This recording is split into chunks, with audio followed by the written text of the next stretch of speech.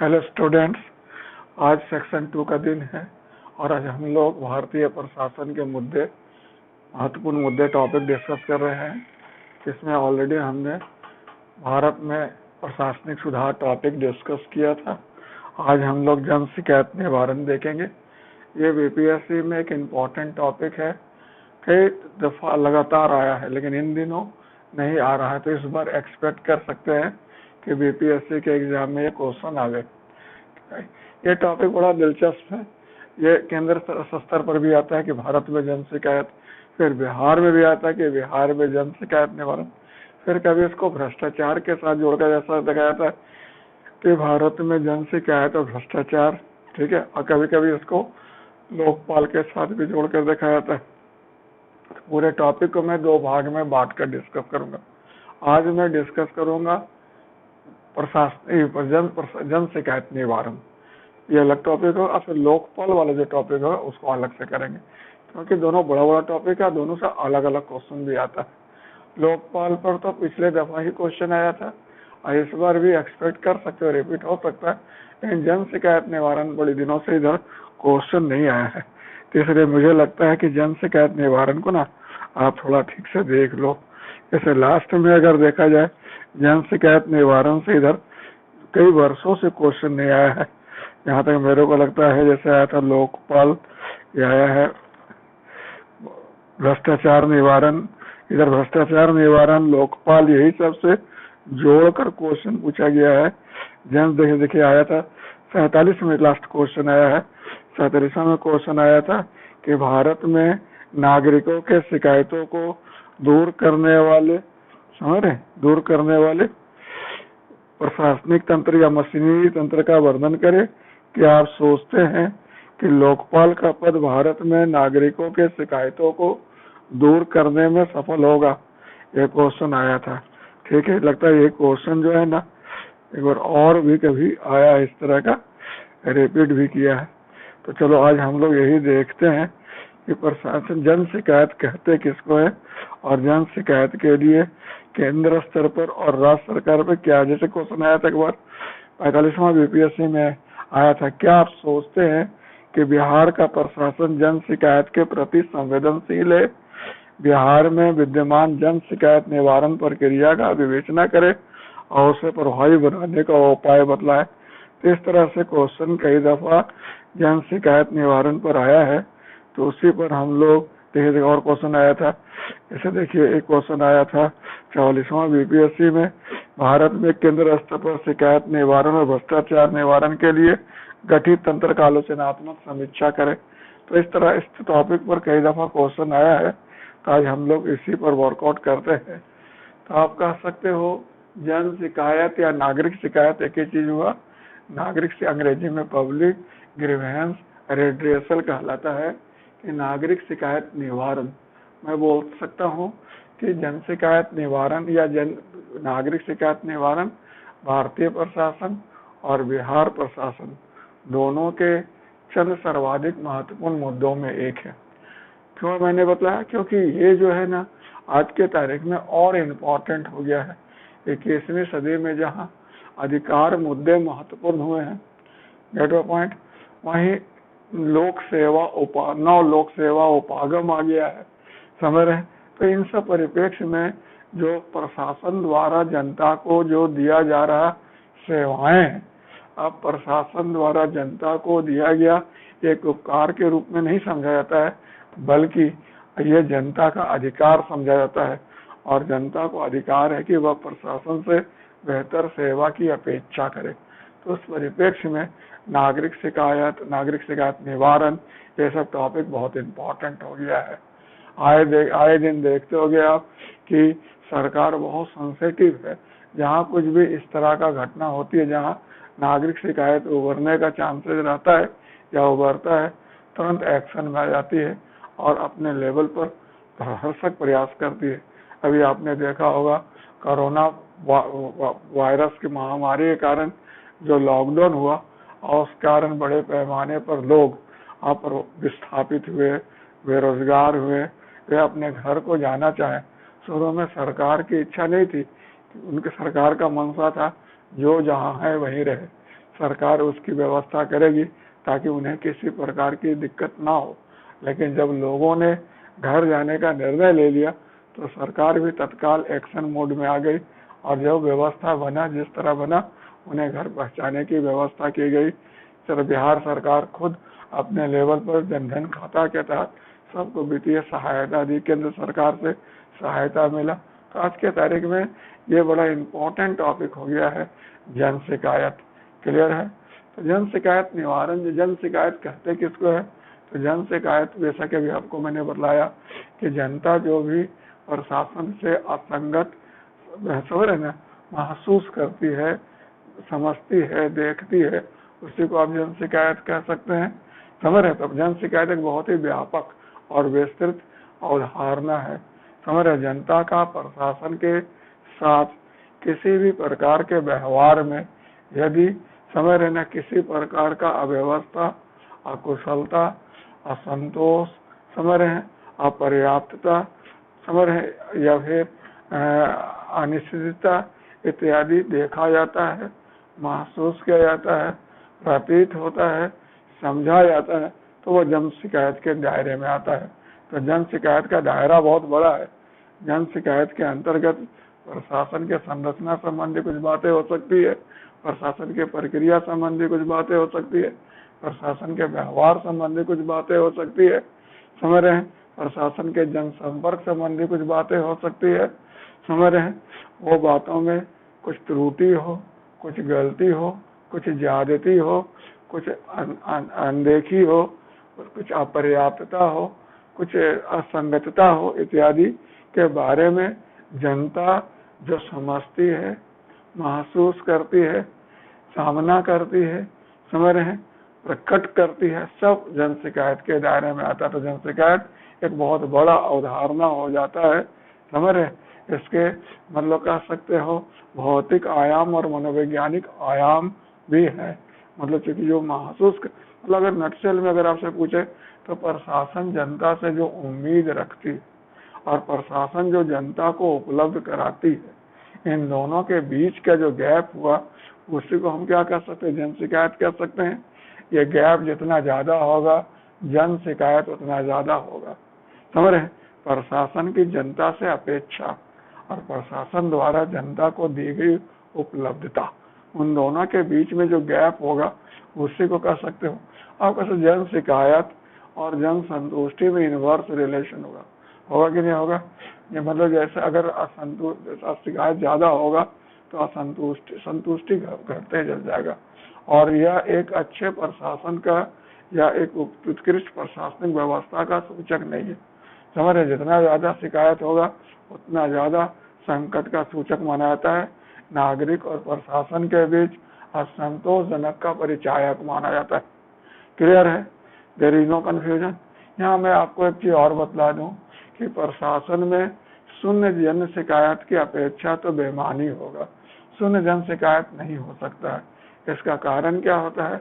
इसका कारण होता है कि प्रशासन से जनता की अपेक्षाएं हमेशा असीमित होती है, समझ रहे हैं, अनंत होती है, और वहीं प्रशासन के पास जो उपलब्धता है उसकी जो सीमा है हमेशा सीमित होती है। तो उस परिप्रेक्ष्य में क्या रहता है? एक गैप रहता ही रहता है, समझ रहे हैं। लेकिन ये गैप ज्यादा बड़ा ना हो, ज्यादा नुकसानदेह ना हो, नहीं तो फिर यह एक व्यापक विकट रूप ले सकता है। क्लियर है? इस संदर्भ में जैसे आप देखते हो कि नक्सलवाद, आतंकवाद, अलगाववाद आज जो भारत में और वैश्विक स्तर पर इस तरह के बड़े बड़े समस्याएं अगर आप देख रहे हो तो उन सब के पीछे कहीं ना कहीं कारण उत्पत्ति जन शिकायत ही रहा होगा। जैसे मेरे को जानकारी है कि नक्सलवाद जो आज पूरे भारत में एक मतलब कह सकते हो एक व्यापक चुनौती के रूप में फैल चुका है, उसकी उत्पत्ति पश्चिम बंगाल में नक्सलवाड़ी गांव से हुआ था, जहां भूमि सुधार को लेकर नागरिकों को कोई शिकायत थी जिसका वह समाधान चाहते थे। ग्रामीणों को न्याय नहीं दिया गया बल्कि उसे बंदूक से निपटा गया। नतीजा क्या हुआ? असंतोष बढ़ा, कुंठा बढ़ी, फिर वह मार्ग विधिक मार्ग से भटक गए और बंदूक हाथ में उठा लिया। और आज पूरे भारत में नक्सलवाद एक बहुत बड़ी गंभीर चुनौती है। तो अगर उस समय वहां पर उसको बेहतर ढंग से मैनेज कर लिया जाता तो शायद आज देश इतना बड़ा समस्या नहीं झेल रहा होता। तो बड़ा इम्पोर्टेंट चीज, जैसे भी आप देख लो ये क्या हुआ, जैसे अमेरिका में भी देख लो, अमेरिका में जो घटना घटी थी कि फ्लोराइड है ना, फ्लाइट, जैसे कि अश्वेत नागरिक था जिसे तथाकथित चोरी के जुर्म में पकड़ लिया गया और पुलिस ने उनसे जितना ज्यादा रहती कि उसकी प्राण चले गए। नतीजा क्या हुआ, पूरा अमेरिका जल उठा और अमेरिका तक ही उसका प्रभाव नहीं रहा, पूरे बहुत सारे देशों में फैल गया। कारण क्या था, असंतोष, समझ रहे, मतलब कह सकते शिकायत, समझ रहे, वो बहुत बड़ा रूप ले सकता है यदि आप उसको सही में रहते कंट्रोल ना कर सके। या थोड़ा फुंसी ऐसा है, अगर कंट्रोल हो गया शुरू में तो अच्छी बात है, नहीं तो कैंसर भी बन सकता है। क्लियर है, तो आप समझ में आ गया आपको। तो प्रशासन में जन शिकायत किसको कहेंगे, तो प्रशासन में जन शिकायत कहेंगे प्रशासन द्वारा जो भी उपलब्ध कराया जा रहा हो और आप जो प्रशासन से उम्मीद कर रहे हो उन दोनों के बीच में गैप, समझे, प्रशासन से जो आप उम्मीद पाल रखे हो और प्रशासन जो आपको उपलब्ध करा रही है, समझ रहे हैं, इन दोनों के बीच में क्या होता है, जो जन शिकायत होता है। आप जनरली देखते होंगे शिकायत भी ऐसा कहा जाता है कि शिकायत भी लोग उसी से करते हैं जिससे अपेक्षा करते हैं, जिससे अपेक्षा नहीं उससे शिकायत भी नहीं। तो इसका मतलब यह हुआ कि जो जितना करता है उससे जन शिकायत उतना ही ज्यादा होता है।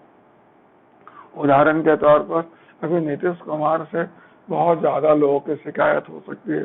क्यों, क्योंकि नीतीश कुमार से लोगों की अपेक्षाएं ज्यादा, समझ रहे, और उस हिसाब से बिहार सरकार के संसाधन सीमित है, तो बट नेचुरल है कि वह सीमित संसाधन से ही उपलब्ध करा पाएगी, तो बट एक गैप तो रहेगा ही रहेगा। उसी प्रकार अभी वर्तमान में हो सकता है केंद्र सरकार से भी लोगों को बहुत ज्यादा शिकायत हो, समझ रहे, लेकिन आप देखें पिछले दिनों केंद्र सरकार ने जिस प्रकार कार्य किया है, महत्वपूर्ण वर्षों से लंबित इश्यूज को बेहतर ढंग से मैनेज किया, मिला जुलाकर हर क्षेत्र में संतोषजनक निष्पादन दिया है। इसके बावजूद आपकी हमारा प्रशासन से जन शिकायत हो सकता है। और कारण क्या है, हमारा सरकार से अपेक्षा और सरकार द्वारा प्रदान किया गया उपलब्धता, इन दोनों के बीच में हमेशा गैप रहता है। इस कारण जन शिकायत हमेशा रहेगा ही रहेगा, यहाँ तक कि वो अमेरिका में भी मिल जाएगा, स्विट्जरलैंड, नॉर्वे, कहीं भी चले जाइए, मुगल मौर्य प्रशासन कहीं चले जाइए, हम रामचंद्र के युग में भी जन शिकायत था।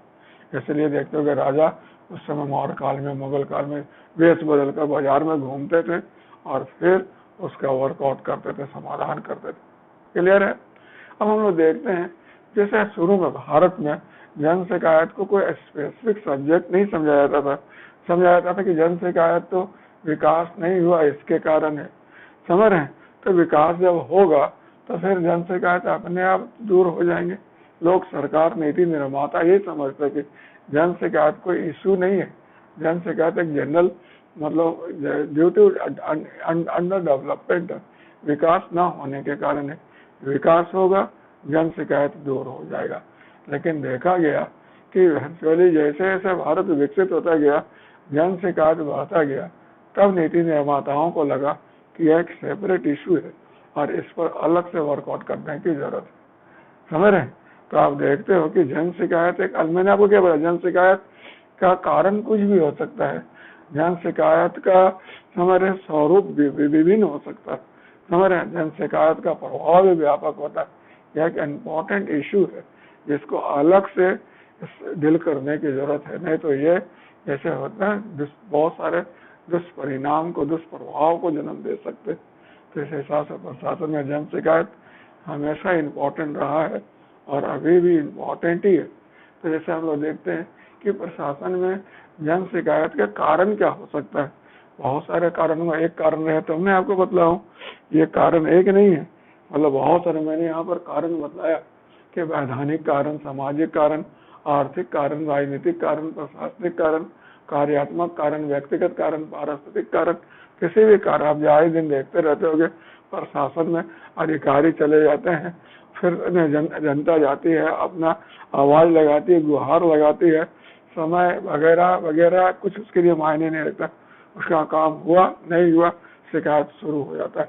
हमारे ये नहीं देखते कि गलती किसके पार्ट में, शिकायत तो होना ही होना। जैसे सबसे पहले मैं आपको बतला दूं कि सबसे पहले वैधानिक कारण क्या हो सकता है, मतलब नियम कानून जो है वह यदि असंगत है, समझ रहे हैं। जैसे भी आप देख सकते हो टाडा बना था, पोटा बना था, ये सब कानून थोड़ा दोषपूर्ण माना गया, इसलिए सर्वोच्च न्यायालय ने इसे हटाने के लिए कहा भी, समझ रहे। तो ये जो पोटा बना या पोटो बना, समझ रहे ना, ये सब जो है टाडा वगैरह, ये वैधानिक हुआ, मतलब विधि में ही कोई ऐसा त्रुटि था, विधि के कारण विधि जो निर्मित हुआ, जैसे अभी एनआरसी को ले सकते हो, या फिर आप CAA को ले सकते हो, सिटीजन अमेंडमेंट एक्ट को ले सकते हो। इसके कारण जो जन असंतोष बढ़ रहा है वो किस में आएगा, वह वैधानिक में आएगा। विधि, चूंकि विधि से गलती हुआ, विधि में त्रुटि है तथाकथित रूप से, उनको लगता है, इसलिए शिकायत हुआ। अब ये कितना सही है कितना गलत है, आप इसको बहुत बेहतर ढंग से समझ सकते हो। जन शिकायत का कारण हमारे जैसे आपको बहुत अच्छे तरीके से, तो NRC को आने से, ऐसे तो किसी भी जनमानस से पूछो, सही नागरिक से पूछो, NRC में कोई त्रुटि नहीं, बिल्कुल नहीं। हर देश का अपना तो नागरिकों का रजिस्टर होना ही चाहिए। फिर हर देश को अपने हिसाब से, अपने हितों के हिसाब से नागरिकता देने का अधिकार है, समझ रहे। तो लेकिन इसके बावजूद भी लोगों का शिकायत है, तो जेन्युइन है, इसको वर्कआउट करने की जरूरत है। दूसरा क्या है, सामाजिक कारण।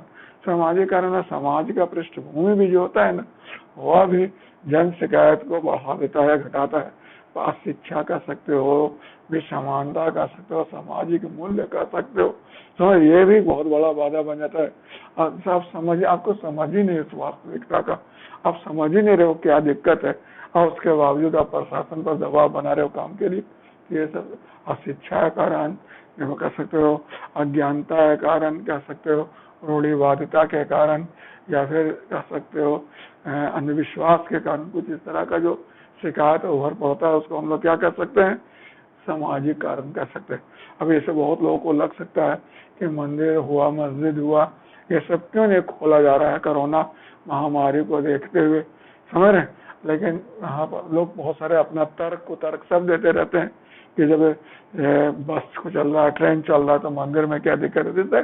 तो ये कह सकते हैं सामाजिक कारण से हुआ, विश्वास, अंधविश्वास, रीति रिवाज इत्यादि कारण। फिर आर्थिक कारण क्या होता है, मतलब आर्थिक कारण भी होता है। जैसे उदाहरण के तौर पर अभी देखो, तुरंत जन शिकायत हो गया कि पेट्रोल डीजल से ज्यादा महंगा हो, डीजल ज्यादा महंगा हो गया पेट्रोल से, हुआ कि नहीं, आए दिन पेपर में देख रहे होगे, न्यूज पेपर पढ़ा होगा, देखा होगा। ये आर्थिक कारण, जब पब्लिक पर बोझ लगने लगता है, या किसी प्रकार विसंगतियां लगती है, समझ रहे हैं, तो वो भी जो कानून जन शिकायत का बनता है वो आर्थिक कारण हुआ। क्लियर है। राजनीतिक कारण, तो राजनीतिक कारण ये बड़ा इंपॉर्टेंट होता है। राजनीतिक कारण जनता से संबंधित कारण हुआ, मतदाता से संबंधित कारक हुआ, राजनीतिक दल से संबंधित कारक हुआ। क्योंकि जितना भी तौर तरीके होते हैं सब वोट बैंक के लिए होते हैं। समझ, लोक नीति में बड़ा हिस्सा अपना हथियाने के संदर्भ में होते हैं। समझ रहे, कई दफा राजनीतिक दल को या राजनीतिक दल से जुड़े लोगों को या आम जन को भी जब लगता है कि इससे जो सरकार प्रयास कर रही है, क्रियाकलाप कर रही है, समझ रहे, उनसे उनको समुचित न्याय नहीं मिलेगा, समुचित लाभ नहीं मिलेगा, समुचित व्यवहार नहीं मिलेगा, तो उनको प्रशासन से शिकायत होने लगती है। प्रशासनिक, अब यहाँ लाल फीताशाही वगैरह भी आ जाता है। लाल फीताशाही वगैरह देख सकते हो आप कि जैसे नियम कानून की बहुत सारा औपचारिकता होती है कि आप जैसे मतलब कोई भी काम को यूं ही नहीं कर सकते, उसके लिए एक तौर तरीका निर्धारित किया गया है। और कई दफा ये तौर तरीका जो होता है मतलब जनहित में बाधा उत्पन्न करने लगता है। अब जैसे उदाहरण के तौर पर कोई जख्मी हो गया तो हॉस्पिटल में गया तो पहले FIR करवाओ, तो पुलिस को इन्फॉर्म करो। तो ये सब कारण से जो प्रशासनिक लफड़ा होता है, इसके कारण भी जन शिकायत होता है। फिर कार्यात्मक कारण, कार्य भी विभिन्न प्रकार का होता है। कार्य एक प्रकार का, कुछ कार्य संवेदनशील प्रकृति का होता है, कुछ अनिवार्य प्रकृति का होता है, कोई सामान्य प्रकृति का होता है, कोई असामान्य प्रकृति का होता है। किसी चीज में गोपनीयता महत्वपूर्ण होती है, किसी चीज में कह सकते हैं आप कह सकते हैं पारदर्शिता जरूरी होती है। उस हिसाब से तौर तरीका तय होता है, और उस हिसाब से अगर आप जो अपेक्षा करते हैं वो नहीं मिलता है तो फिर आपको शिकायत होने लगती है। फिर व्यक्तिगत, देखो व्यक्तिगत में क्या होता है, मतलब ये लोगों का, बहुत लोग ना जीवन के प्रति बहुत बहुत अति सरलीकृत नजरिया रखते हैं, बहुत अव्यवहारिक नजरिया रखते हैं। उनकी बहुत ज्यादा ऊंची ख्वाहिश होती है, बहुत ज्यादा मतलब कल्पना में जीते हैं, तो और जो यथार्थ उससे मेल नहीं खाता है, तो उनको शिकायत होना स्वाभाविक है। तो ये जो होता है व्यक्तिगत महत्वाकांक्षा हुआ, अव्यवहारिक सोच हुआ वगैरह, इसमें आता है। और पारिस्थितिक कारण क्या हुआ? पारिस्थितिक कारण हुआ जिसमें सब आता है अदर देन, जितना भी कारण छोड़ के जो बचा वो पर्यावरणीय कारण है, पारिस्थितिक कारण है। जैसे समय सीमा निर्धारित है, मौसम है, क्लाइमेट है, इंटरनेट है, सब बहुत सारे तौर तरीके होते हैं। जैसे बैंक है, बैंक में सब काम आजकल ऑनलाइन होता है। कोई आदमी गया, मेरे को पैसा निकालना और लिंक फेल्योर है, तो उस परिस्थिति में बैंक अधिकारी बोलते हैं मैं नहीं दे सकता, अभी लिंक काम नहीं, तो आप मैनुअल तरीके से दो, तो आप पहले आप दो ना मेरा पैसा, आप मुझे लौटाओ। तो इस तरह से जो बातें होने लगती है, तो बट नेचुरल की हुआ क्या, पारिस्थितिक कारणों से। तो आपने देखा होगा एक कारण से प्रशासन शिकायत नहीं हो सकता है, या नीति लोक नीति में त्रुटि के कारण हो सकता है, या कानून में गलती के कारण हो सकता है, कानून की जटिलता के कारण हो सकता है, या प्रशासन में कमी के कारण हो सकता है, प्रक्रियाओं से संबंधित हो सकता है, व्यवहार से संबंधित हो सकता है, पर्यावरण परिस्थिति से संबंधित हो सकता है, सामाजिक मनोवैज्ञानिक पृष्ठभूमि से संबंधित हो सकता है। ये बड़ा इंपॉर्टेंट होता है। क्लियर है? There is no confusion. तो जन शिकायत तो होता ही होता है, इसमें कोई दिक्कत नहीं है, और बहुत सारे कारणों का होता है। क्लियर है? There is no confusion. अब हम लोग देखते हैं जन शिकायत का प्रशासन पर प्रभाव क्या पड़ता है। जन शिकायत, जैसे जन शिकायत का मैंने मतलब अल्टीमेट प्रभाव तो बहुत फैटल होता है कि वह आतंकवाद, नक्सलवाद, अलगाववाद इत्यादि तक का रूप ले सकता है। अदरवाइज नॉर्मली क्या हो सकता है, अगर आपका प्रशासन के साथ शिकायत रहेगा तो फिर आपका प्रशासन के प्रति नजरिया ठीक नहीं होगा, आप प्रशासन के प्रति सहयोगी नहीं रहेंगे, आप प्रशासन के प्रति ऑफेंडिंग मूड में रहेंगे हमेशा। तो जनता और प्रशासन के बीच जो संबंध, जो बेहतर निष्पादन का मूल आधार है, वह डगमग हो सकता है। प्रशासन का प्रति जनता का विश्वास कम हो जाता है, प्रशासन का साख घट जाता है। समझ रहे हैं? फिर क्या होता है बताइए? फिर आप देख सकते हो कई दफा मतलब संसाधनों का प्रदर्शन हो रहा है, धरना हो रहा है, उसके वजह से संसाधनों की बर्बादी भी होने लगती है। समझ रहे हैं? और क्या, जैसे अभी देखो ना अमेरिका का सबसे अच्छा एग्जाम्पल ले लो। वैसे तो अगर देखा जाए तो है तो इम्पोर्टेंट इशू कि किसी पुलिस के क्रूर व्यवहार के वजह से एक आदमी को इस तरह से मार दिया गया या मर गया किसी भी तरीका से। अब इसका जो लोगों ने असंतोष प्रकट किया, वो दर्शाता है कि वर्चुअली कितना फैटल हो जाता है असंतोष यदि अनियंत्रित हो जाए तो। बड़ा इंपॉर्टेंट समझ आया कि नहीं आया? तो वर्चुअली वही के प्रभाव बहुत, वो इस तरह आपको पूरा रोक सकता है, व्यवस्था को रोक सकता है, आतंकवाद का रूप ले सकता है, अलगाववाद का रूप ले सकता है, कैंसर बन सकता है वर्चुअली, पूरी व्यवस्था को लचर। समझ, मैंने आपको नक्सलवाद के बारे में नहीं बताया? तो जन शिकायत का जब मेरे से आप मेरे को मतलब 5 प्रभाव बतलाओ कि आप क्या हो सकता है। सबसे पहला तो नागरिक और प्रशासन का संबंध खराब कर देगा। नंबर 2, प्रशासन का साख गिरा देगा। नंबर 3 क्या होगा, प्रशासन को जन सहयोग चाहिए, वो सब खत्म हो जाएगा। फिर क्या होगा बतलाइए? फिर होगा जो विरोध प्रदर्शन होगा और भी होगा, निष्पादन रोकने से राष्ट्रीय प्रशासनिक हानि भी होगी, संसाधनों की बर्बादी होगी, और अंत में लोकहित ही प्रभावित होगा। इसके और क्या होगा मतलब, अभी आप देखो ना बहुत दिनों तक शाहीन बाग में जो धरना प्रदर्शन चल रहा था, क्या दिक्कत हो रही थी, वहाँ के उधर के लोगों को आने जाने का दिक्कत हो रहा था। हमारे फिर सरकार के विरुद्ध षड्यंत्रकारी घुस जा रहे थे, हमारे और तरह तरह का उस वोट में अपना एजेंडा चला रहे थे, वैसा भी देखने को मिलता है। तो अगर इस तरह जन शिकायत जिस तरह हो गया, जैसे किसी जन शिकायत को आप समझ लो कि वो एक तरह से डायबिटीज टाइप का हो गया। अगर किसी को डायबिटीज हो जाता है तो क्या बोलता है, डायबिटीज कोई रोग नहीं है, diabetes gateway of all disease, जितने रोग है सबका कारण वहीं से शुरू होता है। फिर उसी प्रकार जन शिकायत अगर हो गया तो वो और सब शिकायतों को और सब प्रॉब्लम को इनवाइट करता है, उसमें भी खंडनकारी। अब लोग असंतुष्ट है तो उनको मैनिपुलेट करना आसान है, उनको राष्ट्र विरोधी गतिविधियों में संलिप्त करना आसान। इसलिए अभी पिछले दिनों सरकार ने अपना टैगलाइन बदलाया, सबका साथ, सबका विकास और सबका विश्वास। अगर विश्वास नहीं होगा, अविश्वास होगा, असहयोग होगा, असहिष्णुता होगी, समझ शिकायत होगा, तो उसके तो दूसरे दुष्परिणाम हो सकते हैं कि नहीं। कि बड़ा इम्पोर्टेंट है कि इसका प्रभाव बहुत व्यापक हो जाता है, इसलिए इसको हर हाल में टाल करने का, इसे रोकने का जरूरत है। क्लियर है? मैंने आपको क्या बताया कि शुरू में भारत में जन शिकायत को तो समस्या माना ही नहीं गया, वो माना गया कि यह जो वर्चुअली विकास के अभाव के कारण है, लेकिन जब बाद में महसूस हुआ कि नहीं, यह एक अलग इशू है और इस पर अलग से वर्कआउट करने की जरूरत है, तब इस दिशा में हम लोगों ने काम करना शुरू किया।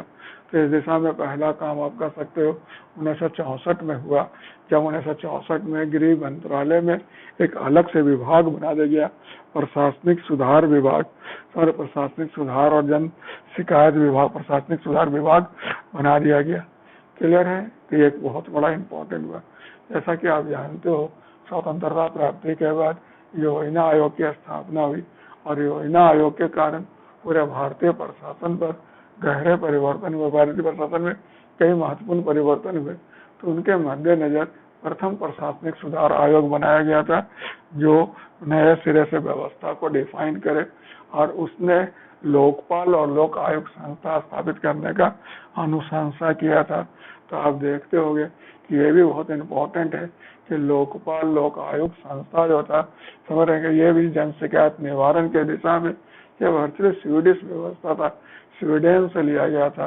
स्वीडन में इसको ऑम्बड्समैन कहते हैं, ब्रिटेन में इसको संसदीय आयुक्त कहते हैं, और उसी के तर्ज पर भारत में लोकपाल और लोक आयुक्त, केंद्र स्तर पर लोकपाल और राज्य स्तर पर लोक आयुक्त स्थापित करने का प्रावधान था।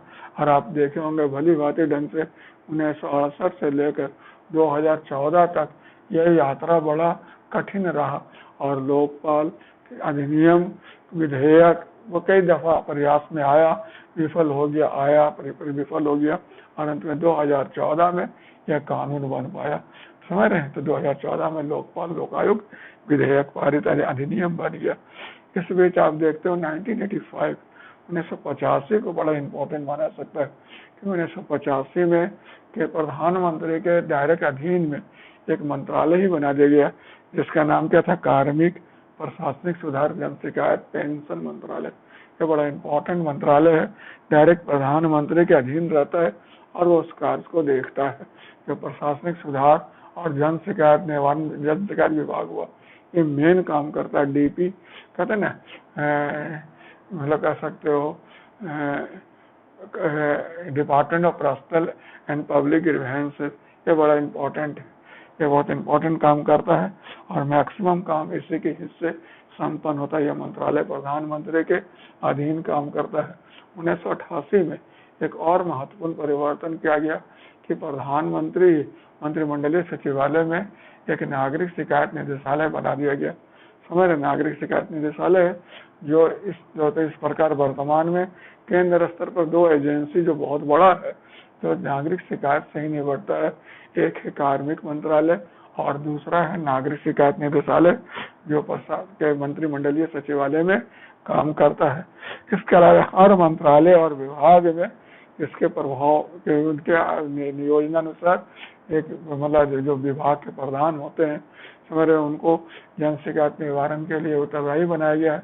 एक डिजिग्नेटेड अधिकारी तय किया गया है, और उन्हें सप्ताह में एक दिन जनता से शिकायत सुनने वगैरह के लिए वर्कआउट करने के लिए कहा गया है। क्लियर है? 1992 वगैरह का जो पीरियड था, 1992, वही बड़ा इम्पोर्टेंट पीरियड था। उस समय एक तरफ सत्ता का विकेंद्रीकरण हो रहा था, पंचायती राज को अधिकार देने की बात हो रही थी, वहीं प्रशासन को अधिक संवेदनशील, सजग, पारदर्शी वगैरह बनाने की दिशा में भी लगातार प्रयास हो रहे थे। समझ रहे? मुख्यमंत्रियों की बैठक हुई, मुख्य सचिवों की बैठक हुई, समझ रहे, और सिटीजन चार्टर अपनाने की आवश्यकता पर बल दिया गया। समझ रहे? उसके बाद आप देखते हो कि देयर इज नो कन्फ्यूजन, 2002 में या 2000 में ही बोल सकते हो, उससे गुड गवर्नेंस का कंसेप्ट आया था। 1992 में विश्व बैंक ने तृतीय विश्व के देशों के लिए, खासतौर पर भारत के लिए, गुड गवर्नेंस का कंसेप्ट दिया, जिसके आधार पर भारत में सुशासन के आधार पर राजनीति शुरू हुआ, और बिहार में जो नीतीश कुमार की सरकार है वह सुशासन के लिए चुनी गई थी, और उसी नाम से जाना जाता है। क्लियर है। तो इस प्रकार आप देखते हो कि लगातार हम लोग इस दिशा में काम करते रहे कि गुड गवर्नेंस अपना है, सिटीजन चार्टर अपना है, लोकपाल लोक आयुक्त संस्था अपनाया, समझ रहे। 2 मंत्रालय और विभाग तो आप देख ही रहे हो, खास तौर पर कार्मिक प्रशासनिक सुधार और जन शिकायत विभाग जो है बड़ा इम्पोर्टेंट काम करता है और यह जन शिकायत से संबंधित महत्वपूर्ण कार्य को मैनेज करता है। यह जो होता है, यह विभाग जो है वह क्या है, भारत में जन शिकायत निवारण के लिए नोडल एजेंसी कर सकते हो और सभी विभाग और मंत्रालय से कांटेक्ट करता है और उसी हिसाब से काम करता है। यह राष्ट्रीय ई गवर्नेंस योजना चलाता है और इसके तहत ई ऑफिस मिशन मोड परियोजना को लागू कर रहा है। और उसके तहत क्या करता है, ये सभी विभाग का मतलब कर सकते हो प्रशासनिक सुधार, सुशासन, जन शिकायत निवारण संबंधित क्षेत्र में कार्य करता है, सूचनाओं को संग्रह करता है, लाभान्वित करता है, पहल करता है और उसको सुधार को बढ़ावा देता है, समझ रहे हैं। और देख सकते हो उसी पर 2007 में उसी क्रम में आप देखते होंगे कि एक केंद्रीकृत लोक शिकायत निवारण देखरेख प्रणाली स्टार्ट किया गया, सूचना प्रौद्योगिकी आधारित है, सेंट्रलाइज कह सकते हो public grievance redressal and monitoring system, जो भी हमने बोला CPGRAM स्टैब्लिश किया गया है, समझ रहे हैं। ये अभी भी आपको मिल जाएगा, समझ रहे हैं। यह 2007 में शुरू किया गया था, केंद्रीकृत लोक शिकायत निवारण और देखरेख प्रणाली, सेंट्रलाइज पब्लिक ग्रीवेंसेस, ठीक है, पब्लिक ग्रीवेंसेस और क्या है, रिड्रेसल एंड मॉनिटरिंग सिस्टम, समझ रहे हैं। तो ये व्यवस्था लागू किया गया है जो अभी भी कार्य करता है और अभी भी आप चाहो तो शिकायत दर्ज कर सकते हो। देखते पिछले दिनों आप देखते हो मोदी सरकार में MyGovernment.in पोर्टल उपलब्ध कराया गया है, जिसमें जनता को अपनी बात प्रशासन के समझ रखने का MyGovernment.in में आप रख सकते हो और अपने सुझाव दे सकते हो, समझ रहे। रेल मंत्रालय जन शिकायत निवारण के हेल्पलाइन नंबर उपलब्ध कराया है और संकटग्रस्त महिलाओं के लिए सुरक्षा के लिए मतलब हेल्पलाइन नंबर दिया है और नया ऐप डेवलप किया इस संदर्भ में, क्लियर है। तो आप देखते हो कि वर्तमान में मोदी सरकार भी इस संदर्भ में लगातार काम कर रहा है और प्रधानमंत्री द्वारा खुद इसमें पहल किया जा रहा है। प्रधानमंत्री के स्तर पर चलाए जा रहे कई कार्यक्रम और पहल इस दिशा में बहुत मतलब नागरिक शिकायत निवारण के दिशा में बहुत बेहतर ढंग से काम कर रहे हैं। जैसा कि आप देखते हो कि वो मन की बात कार्यक्रम लेकर आते हैं, जिसके तहत जनता से उनके विचारों को आमंत्रित करते हैं और फिर उस आधार पर मन की बात का व्याख्यान तैयार करते हैं, उन लोगों को प्रोत्साहित करते हैं जो अपने क्षेत्र में आगे कर रहे हैं, उन समस्याओं से अवगत कराते हैं जो देश के समझ विकट है और लोगों का मतलब सुख सुविधा हालचाल शुभ विचार इत्यादि पर वर्कआउट करते हैं, समझ। तो वर्तमान में जहाँ तक देखा जाए केंद्र स्तर पर जन शिकायत निवारण की प्रक्रिया बेहतर ढंग से काम कर रही है, समझ रहे, और लगातार इसमें इम्प्रूवमेंट होते जा रहा, समझ रहे। जहाँ तक रही बिहार पे राज्य स्तर पर, तो बिहार जन शिकायत निवारण के क्षेत्र में बड़ा महत्वपूर्ण राज्य रहा है, समझ रहे हैं, क्योंकि यह जो है सूचना प्रौद्योगिकी के क्षेत्र में शुरू में बहुत अच्छा काम किया। 2011 में से बेहतर जन शिकायत निवारण के लिए वेब रत्न पुरस्कार दिया गया था, ठीक है। और यह जो है मतलब कह सकते हो सूचना का अधिकार, सेवा का अधिकार, जन शिकायत निवारण का अधिकार इत्यादि के माध्यम से आज अग्रणी बना हुआ है। जहाँ तक बिहार का सवाल है, बिहार में आप देखते होंगे कैबिनेट सेक्रेटरी जो चीफ सेक्रेटरी बिहार है, उनके नेतृत्व में समझ उनके अधीन में जन शिकायत निवारण के लिए एक मोबाइल नंबर है जो फ्री अवेलेबल है। आप इस पर फोन करके बिहार प्रशासन के संबंध में अगर व्यक्तिगत कोई है तो सामूहिक है तो या किसी भी तरीका आप अपना शिकायत दर्ज करा सकते हो। समझ रहे और उसके अलावे जैसा कि आप जानते हो बिहार में सूचना का अधिकार जब केंद्र में लागू हो तो बिहार में भी सूचना का अधिकार लागू हो गया, जिसके तहत आप केंद्र और राज्य के संबंध में शासन के संबंध में सूचनाओं का प्रसार विकास के बारे में सूचना मांग कर सकते हो। फिर यहाँ जन सेवा सेवा का अधिकार प्रदान किया गया और सेवा का अधिकार प्रदान किया गया। इसके तहत क्या किया गया कि आपको जो लोक अभिकरणों द्वारा जो सेवा दिया जाना है उसका समय सीमा निर्धारित होगा और वो समय सीमा के अंदर आपको सेवा प्रदान करेंगे। इसके अलावा आप देखते हो जन शिकायत निवारण अधिनियम जो लागू किया गया 2016 से, ये बड़ा इम्पोर्टेंट है और मतलब ये जनता के शिकायतों का समय सीमा के अंदर निपटारा की व्यवस्था करता है। समय तो इस प्रकार आप देखते हो कि बिहार भी इस दिशा में लगातार काम कर रहा है। बिहार में जो प्रशासनिक सुधार विभाग होता है जनरल सामान्य विभाग, और किसके अंदर में रहता है? मुख्यमंत्री के अधीन रहता है। मुख्यमंत्री के जो सामान्य प्रशासन विभाग है उसी के साथ एक संस्था जुड़ी हुई है जिसका नाम है बिहार प्रशासनिक सुधार मिशन सोसाइटी। ये बहुत इम्पोर्टेंट एजेंसी है। इसके का काम है बिहार में प्रशासनिक सुधार के लिए पहल करना, उपाय करना। जैसे 2019 में इसने जो कर्मचारी है बिहार सरकार के उनके शिकायत के निवारण के लिए तौर तरीका डेवलप किया है। समझ रहे? तो इस प्रकार आप देख रहे हो कि बिहार में भी लोक आयुक्त बना है। जिस प्रकार 2014 में अधिनियम बना तो केंद्र में भी लोकपाल नियुक्त हुआ, राज्य में भी लोक आयुक्त नियुक्त हुआ। समझ रहे हैं? तो बिहार में भी लोक आयुक्त है और केंद्र में भी लोकपाल वर्तमान में नियुक्त कर दिया गया है। क्लियर है? तो इस दिशा में लगातार प्रयास हो रहा है। क्लियर है? हर अधिकारी को अधिकार दिया गया है कि वह जनता अदालत लगाए। मुख्यमंत्री अपने स्तर पर मुख्यमंत्री के जनता के दरबार में मुख्यमंत्री कार्यक्रम शुरू किया और वह हर महीना एक नियत तिथि में जनता के बीच उपलब्ध होते थे और उनके समस्याओं का समाधान करते थे। वे अपने स्तर पर कई यात्राएं के विकास यात्रा, विश्वास यात्रा समझ रहे ताकि जनता के बीच बेहतर सीधा और संपर्क स्थापित किया जा सके। हमारे बिहार में हमारे हेल्पलाइन नंबर इशू किया गया है पुलिस लेवल पर। हर चौक चौराहे पर पुलिस में शीर्ष अधिकारियों का नंबर अवेलेबल करा दिया गया है।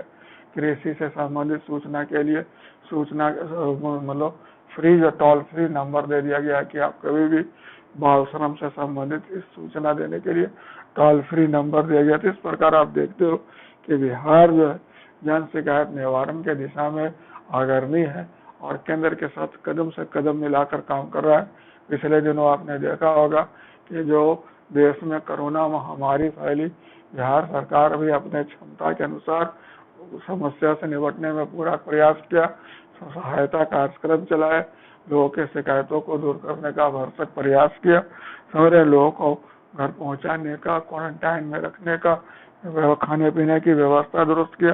समझ इस प्रकार ये तो सरकार स्तर पर के राज्य स्तर पर भी काम संतोषजनक है और आप कह सकते हो कि बिहार का प्रशासन जन शिकायत के प्रति संवेदनशील है। लेकिन मैंने आपको शुरू में ही बतलाया कि जन शिकायत एक मतलब सापेक्षिक अवधारणा है, यह कभी शून्य हो ही नहीं सकता है। क्यों? क्योंकि जैसे जैसे उपलब्धता होती जाती है वैसे वैसे अपेक्षा बढ़ती जाती है, तो इस हिसाब से अंतर हमेशा बना ही रहता है। तो उस हिसाब से हम जन शिकायत शून्य हो ये तो अपेक्षा नहीं कर सकते, लेकिन हाँ कम हो ये जरूर प्रयास करना चाहिए और इसी दिशा में लोग काम कर रहे हैं। तो इस दिशा में कई सुझाव भी दिए जा सकते हैं। हमारे इसमें जितना आप पब्लिक फ्रेंडली हो उतना अच्छा हो सकता है। जैसे क्या क्या सुझाव हो सकता है? जैसे कह सकते हो कि प्रत्येक सरकारी संगठन में नागरिक के सुझावों को प्राप्ति के लिए अनिवार्य व्यवस्था किया जाना चाहिए कि नागरिक जो कुछ कहते हैं कुछ अपनी बात रखना चाहते हैं वह व्यवस्था होनी चाहिए। फिर सिंगल विंडो सिस्टम होना चाहिए कि पब्लिक को 25 काउंटर पे जाना ना पड़े, सबसे और असुविधा और शिकायत बढ़ती है। सिंगल विंडो सिस्टम इंट्रोड्यूस होना चाहिए। फिर उसके बाद मॉनिटरिंग जो है ये बड़ा इम्पोर्टेंट है कि मॉनिटरिंग प्रक्रिया भारत में बड़ी कमजोर है। योजना बन जाती है, लागू भी होती है, इनसे कोई देखभाल करने वाला नहीं होता और वो बेकार चली जाती है। तो मॉनिटरिंग व्यवस्था को दुरुस्त रखना होगा ताकि ये देखा जा सके कि जो क्रियान्वयन हो रहा है उसका सही लाभ सभी लोगों तक पहुंच रहा है या नहीं। आज के तारीख में सामाजिक लेखा परीक्षण एक बड़ा इम्पोर्टेंट टेक्निक माना जाता है। उससे हम समाज पर जो सरकार के परियोजना है, कार्यक्रम है, उसके प्रभाव को जानने का प्रयास करते हैं। तो ये भी इस अनिवार्य रूप से लागू किया जाना चाहिए। प्रत्येक संगठन में एक अलग से जन शिकायत सेल होना चाहिए, निवारण सेल होना चाहिए और एक अलग से नियुक्ति होना चाहिए। आजकल बैंक वगैरह में देखते हैं कि अलग से पब्लिक रिलेशन ऑफिसर अपॉइंट किया गया है और वह पब्लिक से निपटता है। इसके अलावा आप देखते हो जो जन शिकायत जो भी आपको मिलता है उसका समयबद्ध निपटारा होना चाहिए। समझ रहे, लोगों को लगना चाहिए। समझ रहे, जब आप किसी से ये लेते हो, जन शिकायत प्राप्त करते हो, तो उसका समझ रहे ना रसीद दो ताकि उसे लगे कि उसका मतलब एक्नॉलेजमेंट किया गया है और इस पर उसको अधिकार दो कि वह उस पर चेंज कर सके, उसके प्रति परिणाम को जान सके। इसके अलावा और क्या होना चाहिए, जो सरकार में दिव्यांग लोग हैं उनको और बेहतर ढंग से सेवा करने के लिए डाटाबेस तैयार किया जाना चाहिए और उनके प्रति और अधिक संवेदनशीलता दिखलानी चाहिए। समझ रहे, सिटीजन चार्टर को पूरे प्रशासन पर लागू किया जाना चाहिए। समझ रहे ना, और हर ऑर्गेनाइजेशन में ऐसे मैंडेटरी किया जाना चाहिए कि आप जनता को समय पर कार्यकुशल गुणवत्तापूर्ण सेवा देने का वचन दे। समझ रहे, तो इस प्रकार आप देखते हो कि विज्ञान और मनोविज्ञान इन्हीं दो तरीका से प्रशासन में जन शिकायत को नियंत्रित किया जा सकता है।